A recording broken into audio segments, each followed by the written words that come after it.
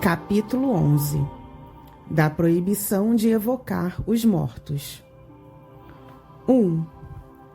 A Igreja, de modo algum, nega a realidade das manifestações. Ao contrário, como vimos nas citações precedentes, admite-as totalmente, atribuindo-as à exclusiva intervenção dos demônios. É debalde invocar os evangelhos como fazem alguns para justificar a sua interdição, visto que os evangelhos nada dizem a esse respeito. O supremo argumento que prevalece é a proibição de Moisés. A seguir, damos os termos nos quais se refere ao assunto a mesma pastoral que citamos nos capítulos precedentes. Não é permitido entreter relações com eles, os espíritos, seja imediatamente, seja por intermédio dos que os evocam e interrogam. A lei mosaica punia os gentios.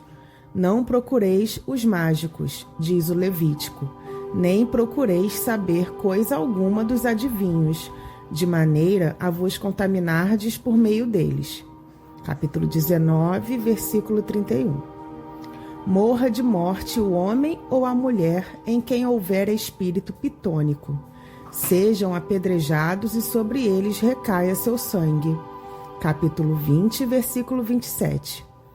O Deuteronômio diz: Nunca exista entre vós quem consulte adivinhos, quem observe sonhos e agouros, quem use de malefícios, sortilégios, encantamentos, ou consultem os que têm o espírito pitônico e se dão a práticas de adivinhação, interrogando os mortos. O Senhor abomina todas essas coisas e destruirá, à vossa entrada, as nações que cometem tais crimes. Capítulo 18, versículos 10, 11 e 12. 2. É útil, para melhor compreensão do verdadeiro sentido das palavras de Moisés, reproduzir por completo o texto um tanto abreviado na citação antecedente. Ei-lo. Não vos desvieis do vosso Deus para procurar mágicos. Não consulteis os adivinhos, e receai que vos contamineis, dirigindo-vos a eles. Eu sou o Senhor vosso Deus. Levítico, capítulo 19, versículo 31. O homem ou a mulher que tiver espírito pitônico ou de adivinho, morra de morte. Serão apedrejados e o seu sangue recairá sobre eles. Idem, capítulo 20, versículo 27. Quando houverdes entrado na terra que o Senhor vosso Deus vos há de dar, guardai-vos. Tomai cuidado em não imitar as abominações de tais povos. E entre vós ninguém haja que pretenda purificar filho ou filha, passando-os pelo fogo, que use de malefícios, sortilégios e encantamentos, que consulte os que têm o espírito de Pitom e se propõem a adivinhar, interrogando os mortos para saber a verdade.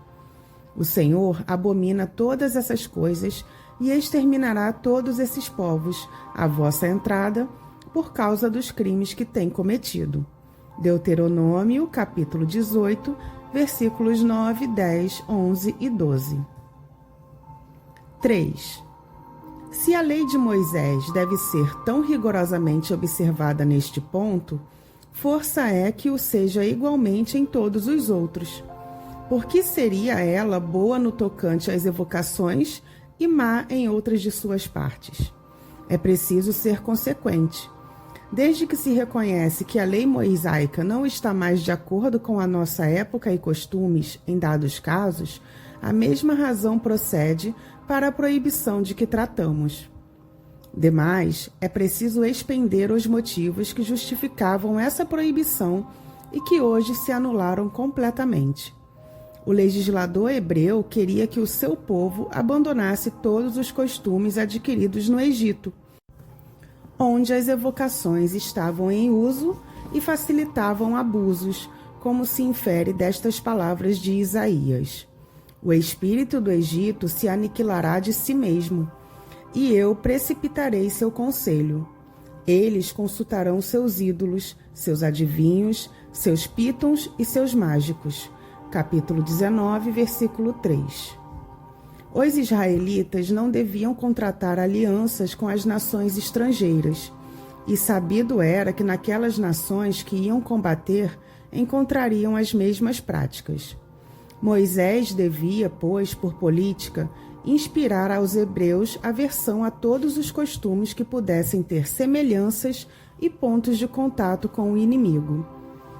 Para justificar essa aversão, preciso era que apresentasse tais práticas como reprovadas pelo próprio Deus, e dai estas palavras: O Senhor abomina todas essas coisas e destruirá, à vossa chegada, as nações que cometem tais crimes. 4. A proibição de Moisés era assaz justa, porque a evocação dos mortos não se originava nos sentimentos de respeito, afeição ou piedade para com eles, sendo antes um recurso para adivinhações, tal como nos augúrios e presságios explorados pelo charlatanismo e pela superstição. Essas práticas, ao que parece, também eram objeto de negócio, e Moisés, por mais que fizesse, não conseguiu desentranhá-las dos costumes populares. As seguintes palavras do profeta justificam o acerto. Quando vos disserem, consultai os mágicos e adivinhos que balbuciam encantamentos, respondei, não consulta cada povo ao seu Deus? E aos mortos se fala do que compete aos vivos?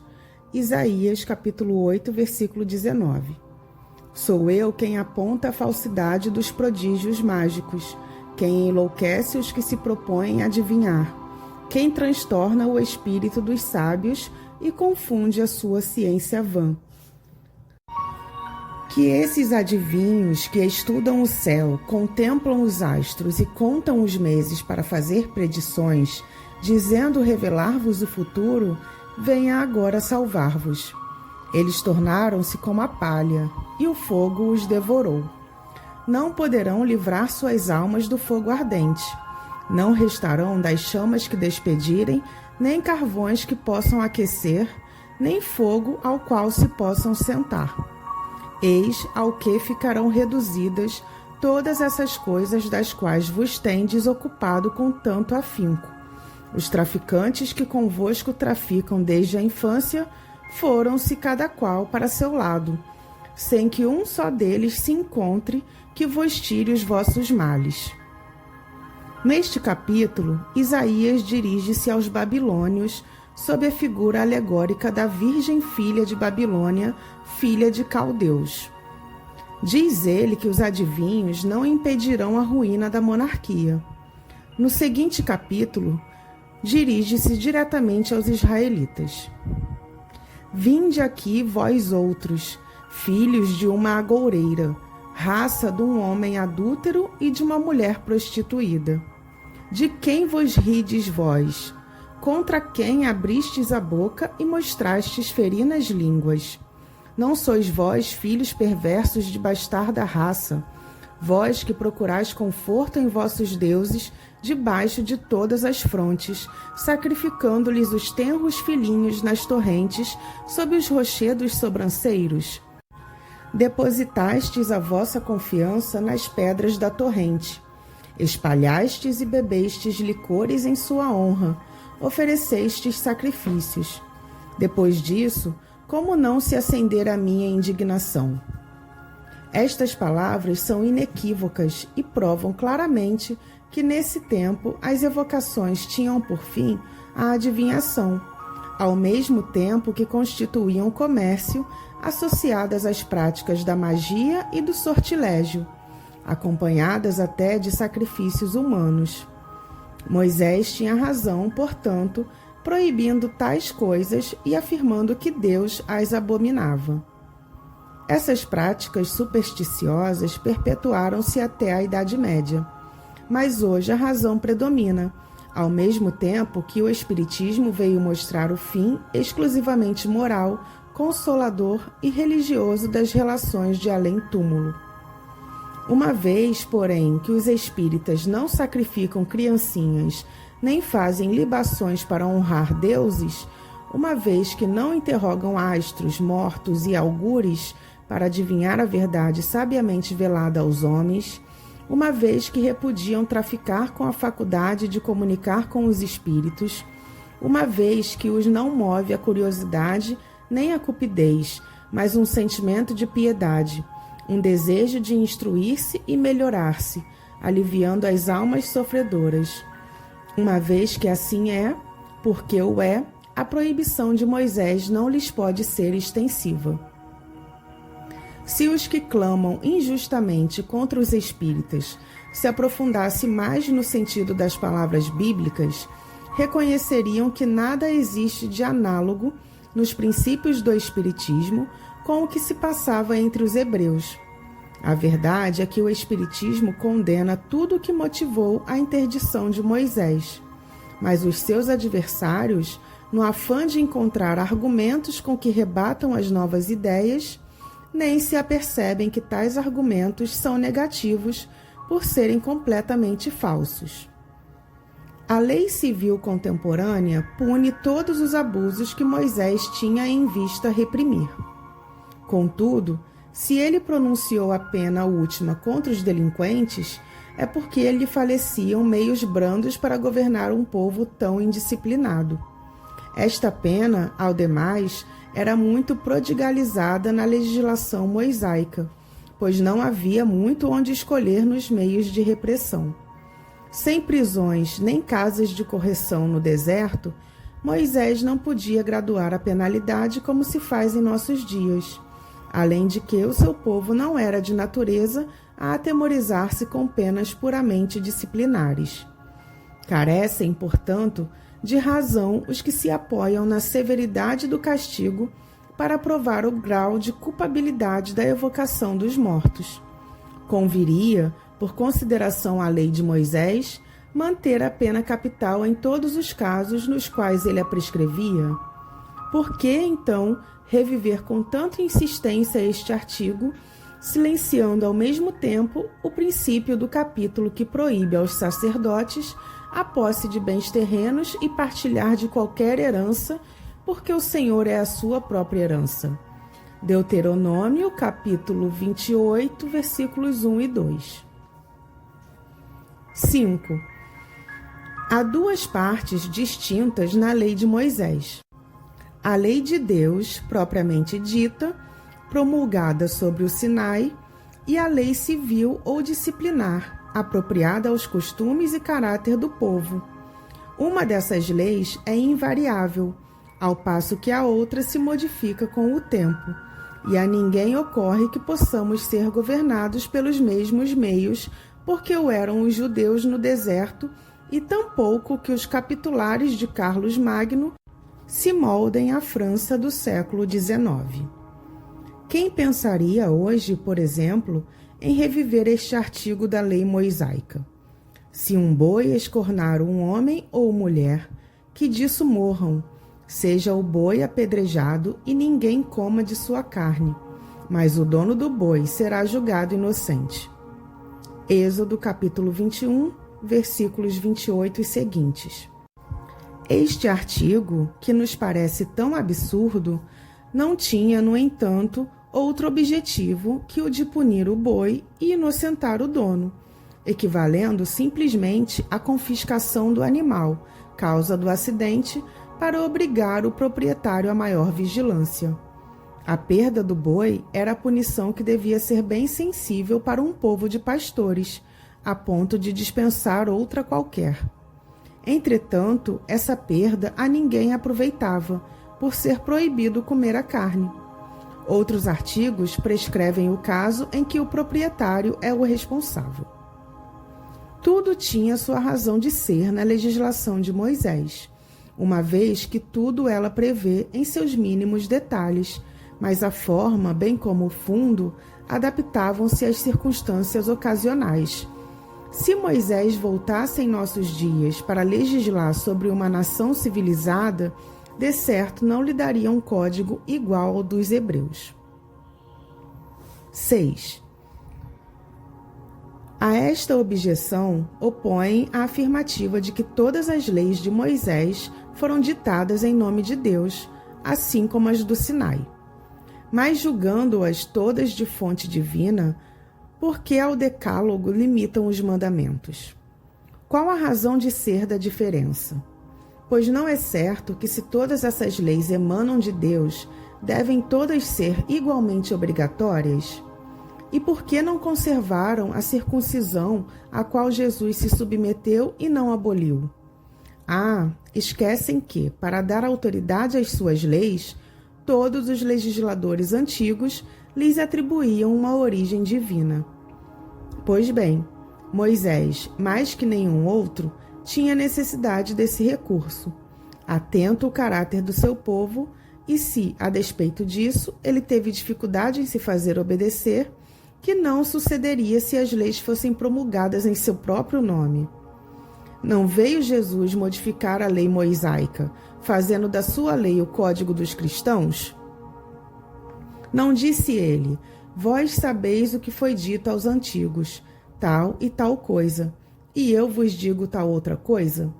Entretanto, Jesus não proscreveu, antes sancionou a lei do Sinai, da qual toda a sua doutrina moral é um desdobramento. Ora, Jesus nunca aludiu em parte alguma à proibição de evocar os mortos, quando este era um assunto bastante grave para ser omitido nas suas prédicas, mormente tendo ele tratado de outros assuntos secundários. 7. Finalmente, convém saber se a Igreja coloca a lei mosaica acima da evangélica ou, por outra, se é mais judia que cristã. Convém também notar que, de todas as religiões, precisamente a judia é que faz menos oposição ao espiritismo, porquanto não invoca a lei de Moisés contrária às relações com os mortos, como fazem as seitas cristãs. 8. Mas temos ainda outra contradição. Se Moisés proibiu evocar os mortos, é que estes podiam vir, pois do contrário, inútil fora a proibição. Ora, se os mortos podiam vir naqueles tempos, também o podem hoje. E se são espíritos de mortos os que vêm, não são exclusivamente demônios. Ademais, Moisés de modo algum fala nesses últimos. É duplo, portanto, o motivo pelo qual não se pode aceitar logicamente a autoridade de Moisés na espécie, a saber, primeiro, porque a sua lei não rege o cristianismo, e segundo, porque é imprópria aos costumes da nossa época. Mas suponhamos que essa lei tenha a plenitude da autoridade por alguns outorgada, e ainda assim ela não poderá, como vimos, aplicar-se ao espiritismo. É verdade que a proibição de Moisés abrange a interrogação dos mortos, porém de modo secundário, como acessória às práticas da feitiçaria. O próprio vocábulo interrogação, junto aos de adivinho e agoureiro, prova que entre os hebreus as evocações eram um meio de adivinhar. Entretanto, os espíritas só evocam mortos para receber sábios conselhos e obter alívio em favor dos que sofrem, nunca para conseguir revelações ilícitas. Certo, se os hebreus usassem das comunicações como fazem os espíritas, longe de as proibir, Moisés acoroçoá-las-ia, porque o seu povo só teria que lucrar. 9. É certo que alguns críticos, jucundos ou mal intencionados, têm descrito as reuniões espíritas como assembleias de nigromantes ou feiticeiros, e os médiuns como astrólogos e ciganos. Isto porque, talvez, quaisquer charlatães tenham afeiçoado tais nomes às suas práticas, que o espiritismo não pode, aliás, aprovar. Em compensação, há também muita gente que faz justiça e testemunha o caráter essencialmente moral e grave das reuniões sérias. Além disso, a doutrina em livros ao alcance de todo o mundo protesta bem alto contra os abusos, para que a calúnia recaia sobre quem merece. 10. A evocação, dizem, é uma falta de consideração para com os mortos, cujas cinzas devem ser respeitadas. Mas quem é que diz tal? São os antagonistas de dois campos opostos, isto é, os incrédulos que nas almas não creem e os crédulos que pretendem que só os demônios e não as almas podem vir. Quando a evocação é feita com recolhimento e religiosamente, quando os espíritos são chamados não por curiosidade, mas por um sentimento de afeição e simpatia, com desejo sincero de instrução e progresso, não vemos nada de irreverente em apelar-se para as pessoas mortas, como se fizera com os vivos. Há, contudo, uma outra resposta peremptória a essa objeção, e é que os espíritos se apresentam espontaneamente, sem constrangimento, muitas vezes mesmo sem que sejam chamados. Eles também dão testemunho da satisfação que experimentam por comunicar-se com os homens, e queixam-se às vezes do esquecimento em que os deixam. Se os espíritos se perturbassem ou se agastassem com os nossos chamados, certo o diriam e não retornariam. Porém, nessas evocações, livres como são, se manifestam é porque lhes convém. 11. Ainda uma outra razão é alegada. As almas permanecem na morada que a justiça divina lhes designa, o que equivale dizer no céu ou no inferno. Assim, as que estão no inferno de lá não podem sair, posto que para tanto a mais ampla liberdade seja outorgada aos demônios. As do céu, inteiramente entregues à sua beatitude, estão muito superiores aos mortais para deles se ocuparem, e são bastantemente felizes para não voltarem a esta terra de misérias, no interesse de parentes e amigos que aqui deixassem. Então, essas almas podem ser comparadas aos nababos que dos pobres desviam a vista, com receio de perturbar a digestão? Mas se assim fora, essas almas se mostrariam pouco dignas da suprema bem-aventurança, transformando-se em padrão de egoísmo. Restam ainda as almas do purgatório, porém estas sofredoras, como devem ser, antes que outra coisa, devem cuidar da sua salvação. Deste modo, não podendo nem umas nem outras almas corresponder ao nosso apelo, somente o demônio se apresenta em seu lugar. Então é o caso de dizer: se as almas não podem vir, não há de que recear pela perturbação do seu repouso. 12. Mas aqui reponta uma outra dificuldade. Se as almas bem-aventuradas não podem deixar a mansão gloriosa para socorrer os mortais, por que invoca a Igreja a assistência dos santos, que devem fruir ainda maior soma de beatitude? Por que aconselha invocá-los em casos de moléstia, de aflição e de flagelos? Por que razão, e segundo essa mesma Igreja, os santos e a própria Virgem aparecem aos homens e fazem milagres? Estes deixam o céu para baixar a terra. Entretanto, os que estão menos elevados não o podem fazer. 13. Que os céticos neguem a manifestação das almas, vá, visto que nelas não acreditam. Mas o que se torna estranhável é ver encaniçar-se contra os meios de provar a sua existência, esforçando-se por demonstrar a impossibilidade desses meios, aqueles mesmos cujas crenças repousam na existência e no futuro das almas. Parece que seria mais natural acolherem como benefício da providência os meios de confundir os céticos com provas irrecusáveis, pois que são os negadores da própria religião. Os que têm interesse na existência da alma deploram constantemente a avalanche da incredulidade que invade, dizimando-o o rebanho de fiéis. Entretanto, quando se lhes apresenta o meio mais poderoso de combatê-la, recusam-no com tanta ou mais obstinação que os próprios incrédulos. Depois, quando as provas avultam de modo a não deixar dúvidas, eis que procuram como recurso de supremo argumento a interdição do assunto, buscando, para justificá-la, um artigo da lei mosaica do qual ninguém cogitara, emprestando-lhe, à força, um sentido e aplicação inexistentes. E tão felizes se julgam com a descoberta que não percebem que esse artigo é ainda uma justificativa da doutrina espírita. 14. Todas as razões alegadas para condenar as relações com os espíritos não resistem a um exame sério. Pelo ardor com que se combate nesse sentido, é fácil deduzir o grande interesse ligado ao assunto. Daí a insistência. Em vendo esta cruzada de todos os cultos contra as manifestações, dir-se-ia delas se atemorizam.